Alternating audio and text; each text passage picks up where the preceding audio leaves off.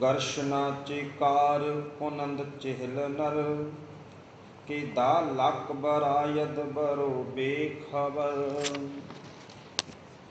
ਕੇ ਪੈਮਾ ਸ਼ਿਕਨ ਬੇਦ ਰੰਗ ਆਮਦੰ ਮਇਆ ਤੇ ਗੋਤੀਰੋ ਤੋ ਫੰਗ ਆਮਦੰ ਬਾਲਾਚਾਰ ਕੀ ਦਰਮਿਆ ਆਮਦਨ ਬਾ ਤਦਬੀਰ ਤੀਰੋ ਤੋ ਫੰਗ ਆਮਦਨ ਚੋਂਕਾਰ ਅਜਾਹਮ ਹੀਤੇ ਦਰ ਗੁਜਸਤ ਹਲਾਲ ਅਸਤ ਬੁਰਦਨ ਬਾ ਸ਼ਮਸ਼ੀਰ ਦਸਤ ਕਿ ਕਸਮ ਕੁਰਆ ਮਨ ਕੁਨਮ ਏਤਬਾਰ ਵਗਰ ਨਾ ਤੂ ਗੋਈ ਮਨ ਹੀ ਰਹਿ ਚਿਕਾਰ ਨਾ ਦਾਨਮ ਕੇ ਈਮਰਤ ਰੁਬਾਏ ਪੇਚ ਵਗਰ ਹਰ ਕਿਜ਼ੀ ਰਹਾ ਨਿਆਰਦ ਬਹੇਚ।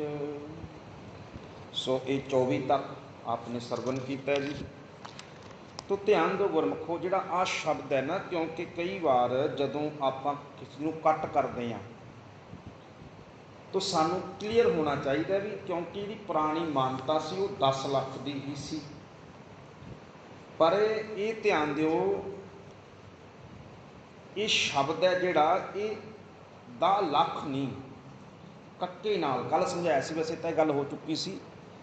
10 ਲੱਖ ਦੱਦਾ ਹਾਹਾ ਲੱਲਾ ਕੱਕਾ, ਇੱਥੇ ਤੁਹਾਡੇ ਕੋਲ ਜਿਹੜਾ ਹੈ ਉਹ ਲੱਖ ਹੀ ਲਿਖਿਆ ਹੋਇਆ, ਇਹ ਲੱਕ ਹੈ ਕੱਕੇ ਦੇ ਨਾਲ 10 ਲੱਖ। ਤੋ ਧਿਆਨ ਦਿਓ, ਗਰਸ਼ਨਾ ਚਿਕਾਰ ਕੁਨੰਦ ਚਹਿਲ ਨਰ, ਕਿਉਂਕਿ ਕਈ ਜਿਹੜੇ ਵਿਦਵਾਨ ਨੇ ਉਹ ਇਸ ਗੱਲ ਨੂੰ ਮੰਨਦੇ ਨੇ ਵੀ ਜਿਹੜੀ ਫੌਜ ਦੀ ਗਿਣਤੀ ਆ ਨਾ, ਇੱਕ ਤੇ ਘੇਰੇ ਵਿੱਚ ਆਈ ਹੋਈ ਸੀ ਔਰ ਦੂਜਾ 10 ਲੱਖ। ਜੇ ਇਹਦੇ ਆਪਾਂ 10 ਲੱਖ ਦੇ ਅੱਖਰੀ ਅਰਥ ਕਰੀਏ, ਕਿਉਂਕਿ ਮੈਂ ਕੱਲ ਕਿਸੇ ਵਿਦਵਾਨ ਨਾਲ, ਫਾਰਸੀ ਦੇ ਵਿਦਵਾਨ ਨਾਲ ਗੱਲ ਵੀ ਕੀਤੀ ਇਸੇ ਸ਼ੇਰ ਦੇ ਉੱਪਰ, ਤਾਂ ਉਹਨਾਂ ਮੈਨੂੰ ਦੱਸਿਆ, ਉਹ ਕਹਿਣ ਲੱਗੇ ਵੀ 2 ਸ਼ਬਦ ਨੇ, ਦਾਹ ਤੇ ਲੱਕ। 10 ਲੱਖ ਜਿਹੜਾ ਸ਼ਬਦ ਹੈ, ਇਹ ਜੇ ਇਹਦੇ ਆਪਾਂ ਅੱਖਰੀ ਸੰਧੀ ਵਿਛੇਦ ਅਰਥ ਕਰੀਏ, ਦਾਹ ਤੇ ਲੱਕ, ਤੇ ਫਿਰ ਇਹਦਾ ਜਿਹੜਾ ਫਾਰਸੀ ਦਾ ਅਰਥ ਬਣੇਗਾ ਉਹ ਬਣੇਗਾ ਧੋਖਾ ਦੇਣ ਵਾਲੀ ਸਿਰ ਮੁੰਨੀ ਫੌਜ। ਜੇ ਇਹਦੇ ਆਪਾਂ ਸੰਧੀ ਵਿਛੇਦ ਅਰਥ ਕਰੀਏ ਤਾਂ ਕੀ ਅਰਥ ਬਣੇਗਾ? ਧੋਖਾ ਦੇਣ ਵਾਲੀ ਸਿਰ ਮੁੰਨੀ ਫੌਜ। 10 ਲੱਖ ਦੇ ਜੇ ਅਰਥ ਸੰਧੀ ਵਿਛੇਦ ਕਰਕੇ ਆਪਾਂ ਕਰਾਂਗੇ ਤਾਂ ਇੱਥੇ 10 ਲੱਖ ਦਾ ਅਰਥ ਹੈ ਬੇਸ਼ੁਮਾਰ, ਅਣਗਿਣਤ, ਲੱਖ ਨਹੀਂ ਲੱਖ। ਤੋ ਸਤਿਗੁਰੂ ਪਾਤਸ਼ਾਹ ਕਹਿੰਦੇ ਗਰਸ਼ਨਾ, ਅੱਛਾ ਕਈ ਇਹਨੂੰ ਗੁਰਸ਼ਨਾ ਪੜ੍ਹ ਜਾਂਦੇ ਨੇ, ਗੁਰਸ਼ਨਾ, ਗੁਰਸ਼ਨਾ ਨਹੀਂ ਹੈ, ਗੁਰਸ਼ਨਾ ਸ਼ਬਦ ਹੀ ਨਹੀਂ ਹੈ ਫਾਰਸੀ ਦੇ ਵਿੱਚ ਕੋਈ। ਗਰਸ਼ਨਾ, ਗਰਸ਼ਨਾ ਚਿਕਾਰ, ਗਰਸ਼ਨਾ ਦਾ ਅਰਥ ਹੁੰਦਾ ਭੁੱਖੇ ਭਾਣੇ। ਗਰਸ਼ਨਾ ਦਾ ਕੀ ਅਰਥ ਹੈ?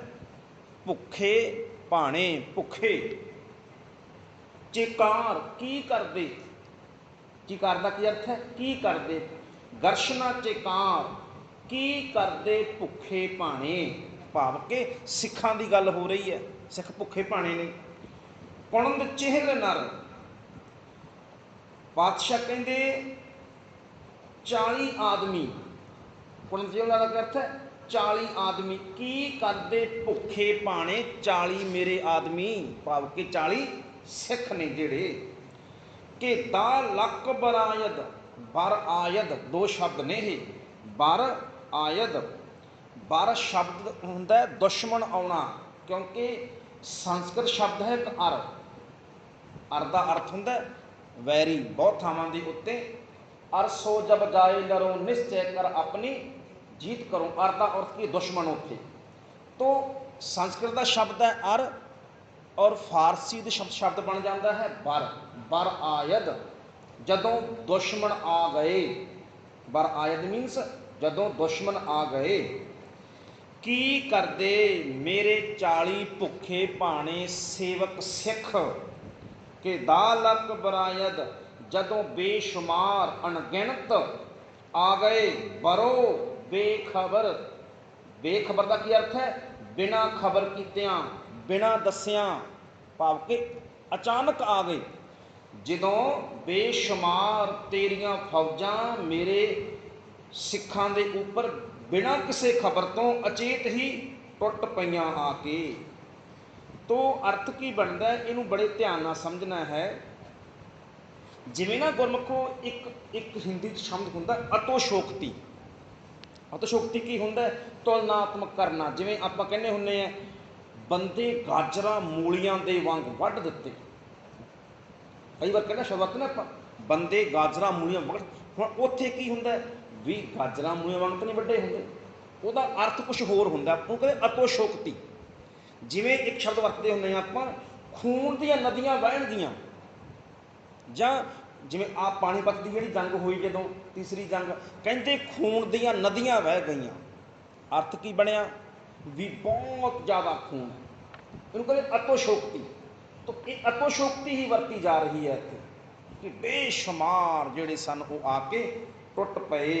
इस तरह के नाल अगला बचन है कि पैमा शिकन बेदरंग आमदन मैं आते गो तीरो तो फंग आमदम। ये कई जिहड़े विद्वान ने उन्होंने आम दंद की थां ते आमदम शब्द भी वरत्या, पढ़ते ने आमदम। ਉਹਦਾ अर्थ आए हुंदा हैगा, आउणा जां आए होए। कि पैमा शिकन, पैमा शिकन अर्थ हुंदा वादा तोड़न वाले। की वादा तोड़न वाले, क्योंकि वादा किया गया सी धन गुरु कलगीधर पातशाह मैं ते मेरियां फौजां तुसी किसे पासे चले जाओ तुहाडा राह नहीं रोकणगियां, तुहानूं कुछ नहीं कहा जाएगा। तो पातशाह कहंदे कि पैमा शिकन बेदरंग आमदन। बेदरंग हुंदा बिना देरी दे, बिना कोई उਡੀक कीतियां। पातशाह कहंदे ये वादा तोड़न वाले झटपट बिना किसी देरी तो मेरियां सिखां दियां फौजां दे उपर आके पै गए। मयां तेगो तीरो, मयान विचों तेग तीर, तुफंग तीर का अर्थ तीरी है, तुफंग का अर्थ है बंदूक। तुफंग बंदूक नूं कहंदे ने। कहन लगे म्याना विचों तेगां कढ के तीर ते तुफंग दे नाल उन्होंने साडे ते हमला कर दिता। उन्होंने तीर बंदूखां चलाउणियां आरंभ कर दित्तियां। अचानक आए साडे ते, अचानक हमला किया, दस के नहीं किया, सामने ललकार के नहीं किया। देखो इस नूं धोखा कहा जाता ना। जदों भी गुरु कलगीधर पातशाह किसी उत्ते वार करते हैं तो पहला कहते हैं भाई पहला मौका तैनूं दिन्ने आ। जदों पैंदे खान चढ़ के आया, जबरदस्त खान चढ़ के आया और सैद खान चढ़ के आया, आनंदपुर की जंग सैद खान चढ़ के आया, ये चढ़ के आए धन गुरु कलगीधर पातशाह ने किसी समय ना सिखा ने ना गुरु ने अचानक किसी पर हमला नहीं किया, दस के किया हमला, ललकार के सामने तो हमला किया। तो पातशाह कहते तेरियां फौजां अचानक आईयां, धोखे नाल आईयां और ये दुनिया ये कोई जंग बनती सी औरंगजेब। एक पासे कई महीनों के 40 भुखे भाणे सिख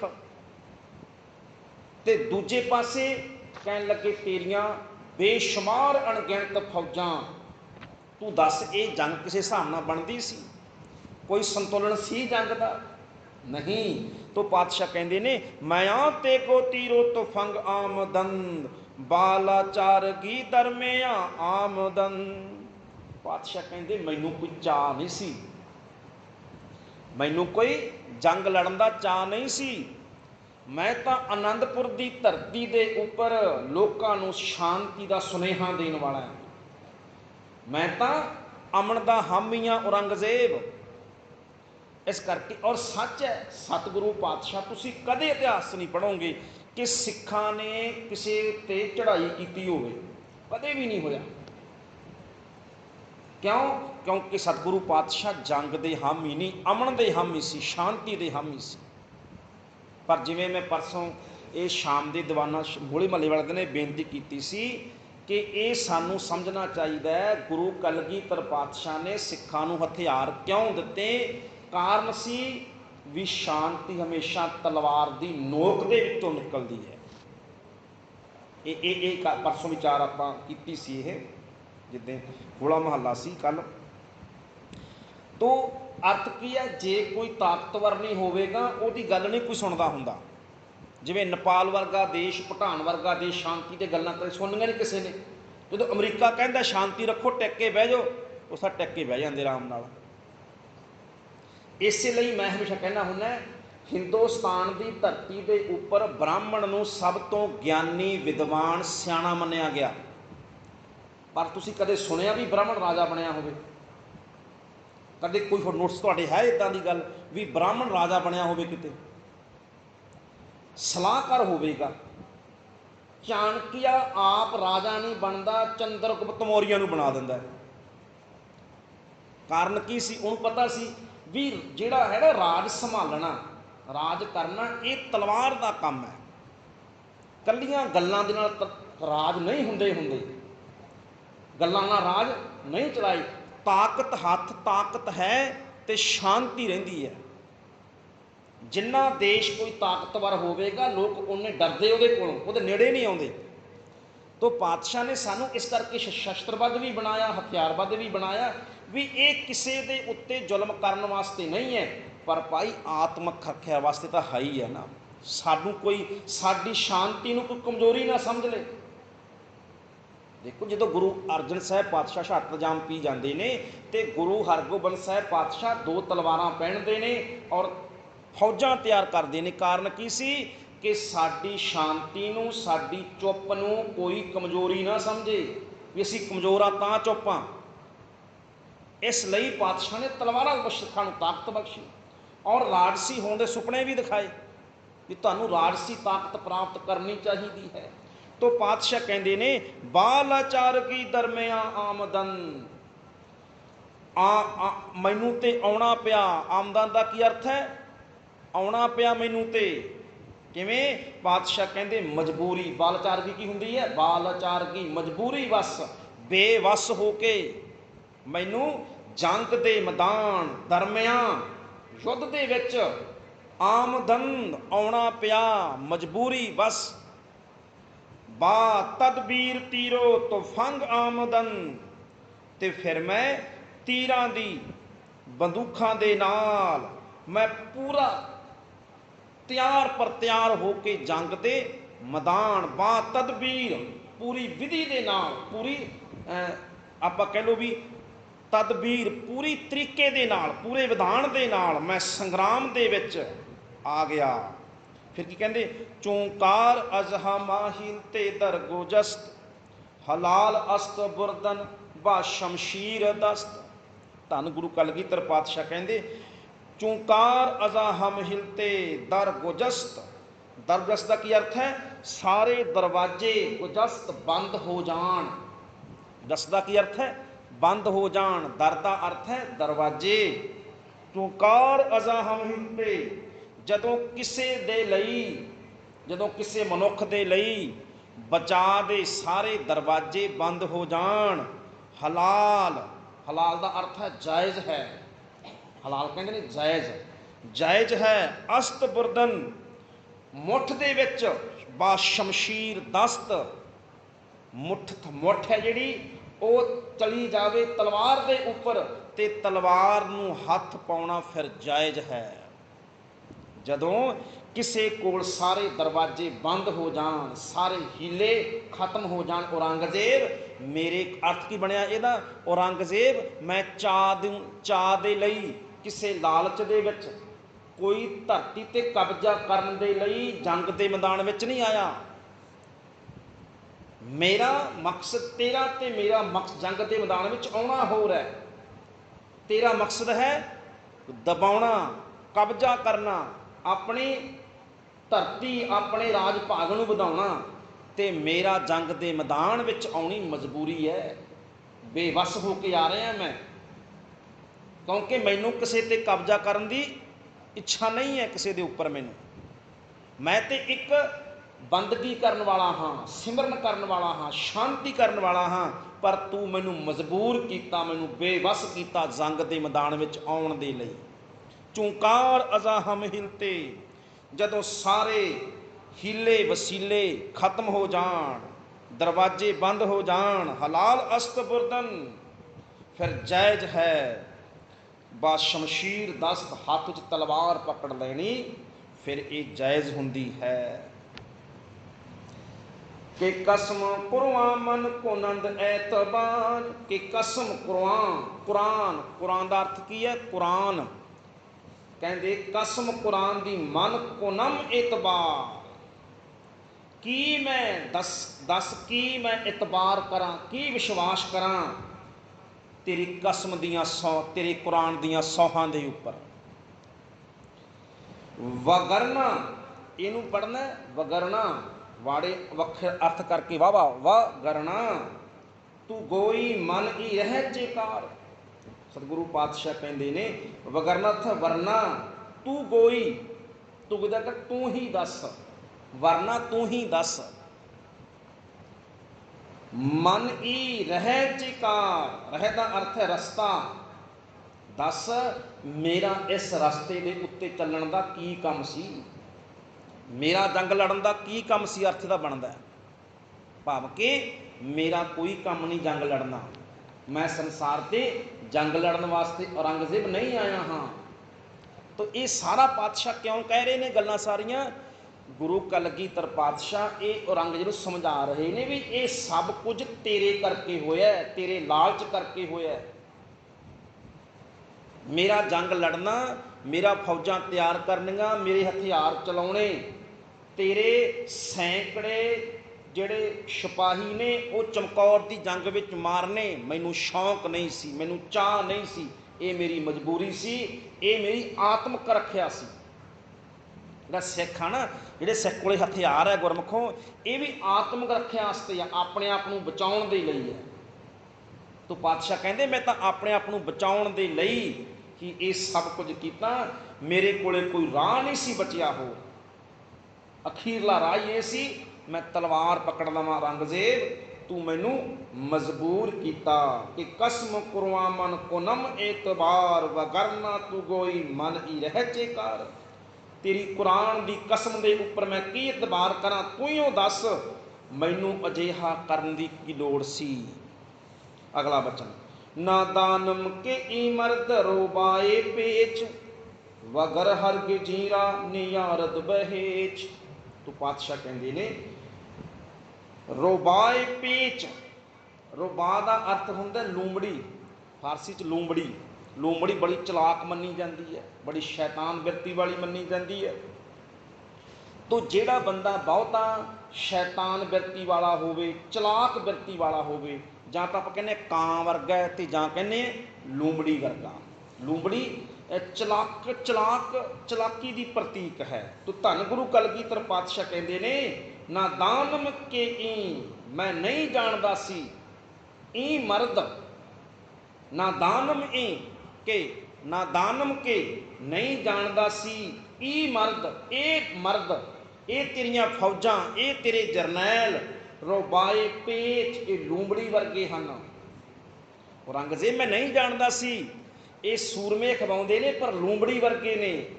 वगरना हरगिजी राह नियारत बहेच, नहीं तो मैनू कोई भी नीति, कोई भी ताकत मैनू लड़न दे राह दे उत्ते नहीं सी लिया सकती। ये तो तेरी लूंबड़ी वर्गी नीति ने मैनू जंग विच आउण लई मजबूर किया है, नहीं तो दुनिया की कोई ताकत नहीं सी। एक बंदगी करन वाले गुरु नूं हथियार चुकण की लोड़ पै जाती। ये तेरियां लूंबड़ी चालां ने ही मैनू मजबूर किया है। ना दानम के ई मर्द रोबाए पेच, वगर हर गिंजीरा नियारत बहेच। अगला बचन, हर कशां के कौने कुरवा आयत आयदस। तो पातशाह कहते ने कि हर कशा, हरा कश के कौले, हर कशा हर एक के कौले, कौले होंदा कौल करार कसमां, कौल करार कसम। तो पातशाह कहते ने जे कोई कुरान दी कसम ते इतबार कर लवे, जे कोई इंसान कुरान लैके आ जाए तो कोई उस कुरान के उपर इतबार कर लवे, नजो बस्तनो कुश्तनो आयत आदस, तो पातशाह कहते फिर भाई उन्होंने फड़ना नहीं चाहिए, उन्होंने मारना नहीं चाहिए।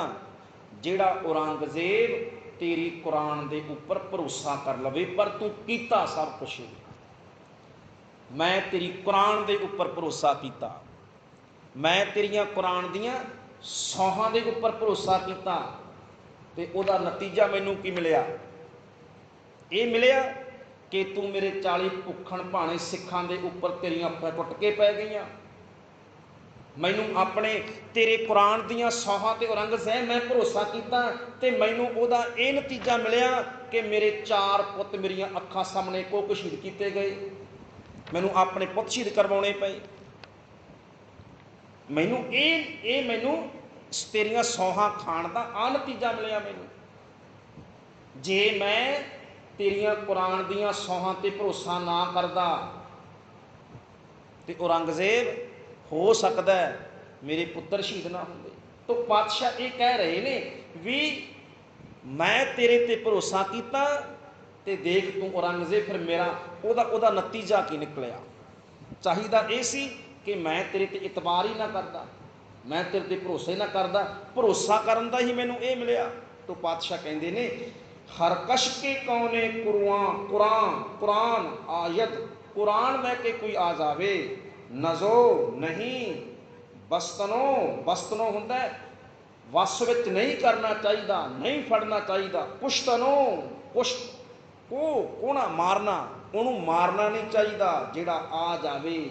भाव के भाई कुरान दियां सौहां, कुरान ते भरोसा करने वाले दे नाल बेभरोसगी नहीं करनी चाहिए। अगला बचन बरंगे मगस शापोश आमोदन, बरंगे बरंगे मगस, मगस का अर्थ होंदा मक्खियां, मखियाल होंदा ना शहद दियां मक्खियां, उन्होंने की कहा जाता है? बरंगे मगस, भाव के डूमने मखियाल दे वांग। धन गुरु कलगीधर पातशाह कहते डूमना मख, अच्छा हम मैनू पता नहीं इधर की डूमना मखियाल कहते हैं।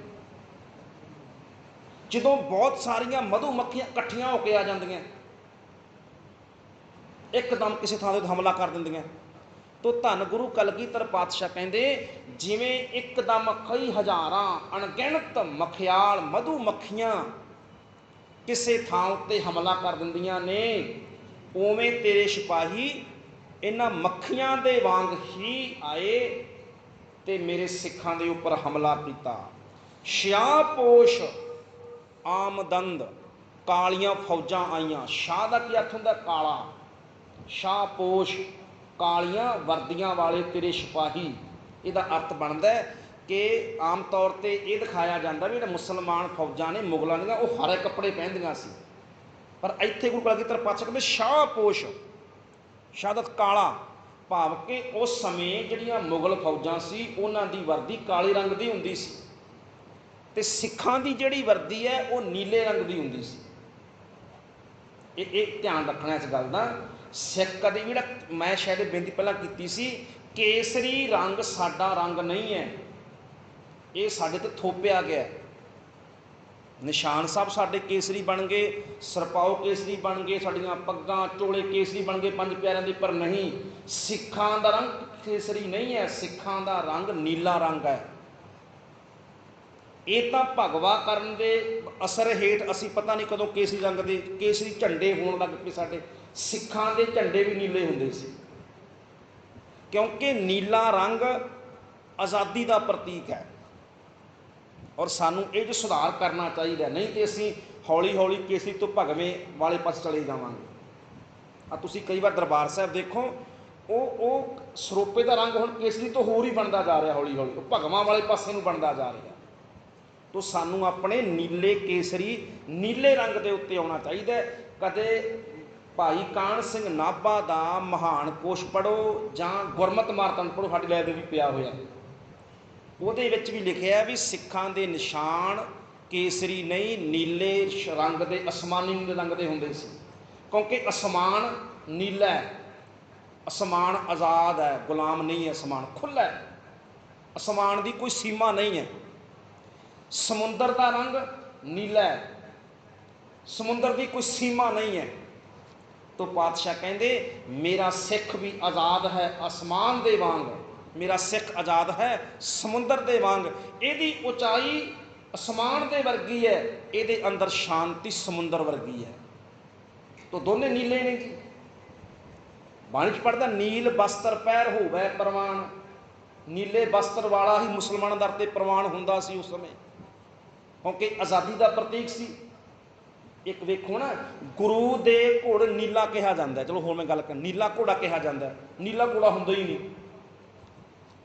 घोड़ा नीला हुंदा ही नहीं कभी। असल दे विच जदों एक विशेष तौर का घोड़ा हुंदा है, वो जदों भजदा है उहनूं मुड़का आउंदा है, वो मुड़के चो थोड़ी थोड़ी भां होए ना, जिवें ना गुलाबी भां मारदी है, थोड़ी थोड़ी नीले रंग की भां मारदी हुंदी उहदे विच। होर घोड़ा नीला नहीं हुंदा कदे भी, दुनिया च कोई घोड़ा नीला नहीं बनया अज तक। इदां करके तो ये की सी, ये आज़ादी का प्रतीक सी, बाज सी आज़ादी का प्रतीक सी, कलगी सी बादशाहत का प्रतीक सी। आ चौर झूलदा है, ये भी बादशाह होने की निशानी है, बादशाह तो चौर झूलदा हुंदा है। तो ये प्रतीक ने, जिन्ना छेती असी इन्हां गल्लां नूं मन लवांगे साडी कौम आज़ादी का प्रतीक बन के रहेगी। तो नहीं साढ़े आने वाले बच्चों ने तो कहना ये तो साडी पुरातन रवायत है जी, वो रवायत पिछे भजे फिरनगे। तो इदां करके तो इत्थे की बरंगे मगज मगस शाहपोश आमदंद, कह लगे कालियां मक्खियां दे वांग तेरियां कालियां फौजां आईयां, जिवें मखियाल दियां मक्खियां किसी ते हमला करदियां हन। बख्श बारगी दर खरोश आमदन, तो पातशाह कहते ने एकदम आके इक्को वार दे विच उन्होंने रौला पाउणा शुरू कर दिता, चारे पासे या अली दे नारे लाने शुरू कर दिते। औरंगजेब मैं तो कच्ची गड़ी दे विच बैठ के भी तू ही दा जाप करदा पिया सी, इहदे अर्थे बनते ने, मैं तो कच्ची गड़ी विच बैठ के भी तू ही दा खुदा दा ही जाप करदा सी, बंदगी करदा सी। तेरियां ही फौजां आईयां मखियाल दियां वांग आईयां, आके चारे पासे तो घेरा पा लिया तेरियां कालियां फौजां ने, ते आके चारे पासों इक्को बार रौला पाउणा शुरू कर दिता, मेरे कोल आके नारे लाने शुरू कर दिते, एकदम शोर मचाउण लग पे। हर कशां जे वार आमद थीरों बरखरदन यके तीर बुध गर्क खूं। सतगुरु पातशाह कहते हरा कश जे दीवार आमद बिरू, तेरा हर वो आदमी जो कंध की ओट तो बाहर निकलिया। इहदा अर्थ ही बनता हुंदा है ना, जदों दुश्मन थोड़ा इनू समझो, जदों दुश्मन ने घेरा पा लिया, जो घेरा पा लिया ना, धन गुरु कलगीधर पातशाह अंदर ने, सतगुरु पातशाह ने गढ़ी के उपर चारे पासे जिहड़े चार कोने सी सिखां नूं खड़े कर दिता, जिहड़े मुख दरवाजा सी गढ़ी का उत्थे भाई जिहड़े सन उन्हां नूं खड़े सिखां नूं खड़े कर दिता। आप सतगुरु पातशाह को सिखां नूं लैके एक पासे देखण लगे। तो ध्यान दिओ उस समय फिर यतन किया गया भी गढ़ी दे उत्ते पौड़ी ला के ते गढ़ी दे दरवाजे नूं किस तरीके नाल खोल दिता जाए, क्योंकि गढ़ी बड़ी छोटी सी। ये दुश्मन नूं पता सी भी गढ़ी च बहुते सिख आ ही नहीं सकते। हुण मान लो जिहड़ा अपना दरबार साहब आपां नूं पता भी इह 200-250 बंदा वध तों वध आ सकदा, 250-300 बंदा इन्ना ही आ सकदा ना। हुण जे आपां कह भी इह 20,000 बंदा आ जाएगा, जे कोई आपां नूं कहे आके भी जी ये अंदर तो 20,000 बंदा बैठा है, आप कहेंगे 20,000 तो थां ही नहीं अंदर। अर्थ यही बनता ना, पता ही होंगे भी इन्नी गढ़ी इन्ने क बंदे आ सकते हैं। दुश्मन नूं पता सी भी इस जिहड़े इस गढ़ी के अंदर ने इन्ने क बंदे आ सकते हैं, इस करके। पर हाँ डर की सी उन्होंने, एक तो कई विद्वान मानते नहीं जिहड़ा औरंगजेब है, जो औरंगजेब दियां फौजां ने वो करामातां नूं बड़ा मानते सी, करामातां नूं, इस करके वो ये डरदे भी सी गुरु करामात ना करदे। एक तो ये भी सी, दूजा उन्होंने ये भी भरोसा सी भी गुरु करामात कर सकता है पर करदा नहीं, क्योंकि हुक्म अंदर चलदा असीं देख चुके हैं। तो ये शक भी सी उन्होंने, शंका भी सी भी इदां हो सकता है। और दूसरा गुरमुखों ध्यान दिओ जी, जदों दुश्मन ने उन्होंने कहा भी पौड़ी ला के तां चढ़ते हैं, तो जेड़ा भी उस ਕੰਧ ਤੋਂ ਥੋੜਾ ਜਿਹਾ ਪਾਸੇ ਨਿਕਲਦਾ ਸੀ, ਸਿੱਖ ਉਦੋਂ ਹੀ ਔਰ ਸਤਿਗੁਰੂ ਪਾਤਸ਼ਾਹ ਉਦੋਂ ਹੀ ਤੀਰਾਂ ਦੀ ਵਾਛੜ ਕਰ ਦਿੰਦੇ ਸੀ। ਇਸ ਕਰਕੇ ਚੇਤਾ ਰੱਖੋ, ਦੁਪਹਿਰ ਦੇ ਸਮੇਂ ਤੱਕ ਤਾਂ ਗੜੀ ਦੇ ਨਜ਼ਦੀਕ ਕੋਈ ਆ ਹੀ ਨਹੀਂ ਸੀ ਸਕਿਆ। ਦੂਰੋਂ ਹੀ ਹਮਲਾ ਕੀਤਾ ਗਿਆ ਤੀਰਾਂ ਦੇ ਨਾਲ, ਪਹਿਲਾਂ ਤੀਰਾਂ ਦੀ ਵਛੜੀ ਕੀਤੀ ਗਈ। ਇਸ ਕਰਕੇ ਸਤਿਗੁਰੂ ਪਾਤਸ਼ਾਹ ਕਹਿੰਦੇ, ਹਰ ਕਸ਼ ਜੇ ਦੀਵਾਰ ਆਮਦ ਬਿਰੋਂ, ਤੇਰਾ ਹਰ ਉਹ ਆਦਮੀ ਜਿਹੜਾ ਕੰਧ ਦੀ ਓਟ ਤੋਂ ਬਾਹਰ ਨਿਕਲਿਆ, ਮੈਨੂੰ ਦਿਖਾਈ ਦਿੱਤਾ। ਬਖੁਰਦਨ ਯਕੇ ਤੀਰ, ਪਾਤਸ਼ਾਹ ਕਹਿੰਦੇ ਨੇ ਬਿਲਕੁਲ ਤੀਰ ਸ਼ੁੱਧ ਗਰਕ ਖੂੰ। ਪਾਤਸ਼ਾਹ ਕਹਿੰਦੇ ਸ਼ੂ ਦਾ ਅਰਥ ਹੁੰਦਾ ਲਹੂ, ਗਰਕ ਖੂੰ ਦਾ ਅਰਥ ਹੁੰਦਾ ਗਰਕਾ ਦਿੱਤਾ, ਡੋਬ ਦਿੱਤਾ। ਮੈਂ ਉਹ ਸਾਰੇ ਲਹੂ ਦੇ ਅੰਦਰ ਡੋਬ ਦਿੱਤੇ। ਯਕੀਨ ਦੇ ਨਾਲ ਜਿਹੜਾ ਵੀ ਬਾਹਰ ਆਇਆ, ਅਰਥ ਕੀ ਬਣਿਆ, ਜਿਹੜਾ ਬਾਹਰ ਆਇਆ ਓਟ ਤੋਂ ਮੇਰੇ ਸਾਹਮਣੇ ਦਿਖਾਈ ਦਿੱਤਾ ਔਰੰਗਜ਼ੇਬ, ਉਹ ਇੱਕ ਵੀ ਬਚ ਨਹੀਂ ਸਕਿਆ। ਮੈਂ ਸਾਰਿਆਂ ਦੇ ਸਾਰਿਆਂ ਨੂੰ ਪਾਰ ਬੁਲਾ ਦਿੱਤਾ। ਧੰਨ ਗੁਰੂ ਕਲਗੀਧਰ ਪਾਤਸ਼ਾਹ ਇਹ ਕਹਿ ਰਹੇ ਨੇ ਕਿ ਜੋ ਵੀ ਚਮਕੌਰ ਦੀ ਗੜੀ ਦੀ ਦੀਵਾਰ ਦੀ ਓਟ ਤੋਂ ਥੋੜਾ ਜਿਹਾ ਵੀ ਬਾਹਰ ਨਿਕਲਿਆ, ਮੈਂ ਇੱਕੋ ਤੀਰ ਨਾਲ ਉਹਨੂੰ ਮੌਤ ਦੇ ਮੂੰਹ ਪਹੁੰਚਾ ਦਿੱਤਾ, ਉਹਨੂੰ ਲਹੂ ਦੇ ਅੰਦਰ ਡੋਬ ਦਿੱਤਾ। ਤੋ ਇਹ 27 ਸ਼ੇਰ ਨੇ ਜਿਹੜੇ ਇਹਨਾਂ ਦੀ ਵਿਚਾਰ ਆਪਾਂ ਕੀਤੀ ਹੈ ਜੀ। ਸੋ ਸਤਿਗੁਰੂ ਪਾਤਸ਼ਾਹ ਕਿਰਪਾ ਕਰਨ। ਅੱਗੇ ਫਿਰ ਜਿਹੜਾ ਚਮਕੌਰ ਦੀ ਗੜੀ ਦਾ ਜ਼ਿਕਰ ਹੈ ਉਹ ਸਤਿਗੁਰੂ ਪਾਤਸ਼ਾਹ ਹੋਰ ਵੀ ਕਰਦੇ ਨੇ। ਕਈ ਇਤਿਹਾਸਕ ਨੁਕਤੇ ਨੇ ਜਿਹੜੇ ਮੇਰਾ ਯਤਨ ਹੈ ਵੀ ਕੱਲ੍ਹ ਨੂੰ ਆਪਾਂ ਉਹ ਜ਼ਰੂਰ ਕਰਾਂਗੇ। ਸਤਿਗੁਰੂ ਪਾਤਸ਼ਾਹ ਕਿਰਪਾ ਕਰਨ। ਇਸੇ ਤਰ੍ਹਾਂ ਹਾਜ਼ਰੀਆਂ ਭਰਦੇ ਰਹੋ। ਫਤਿਹ ਬੁਲਾਓ। ਵਾਹਿਗੁਰੂ ਜੀ ਕਾ ਖਾਲਸਾ, ਵਾਹਿਗੁਰੂ ਜੀ ਕੀ ਫਤਿਹ।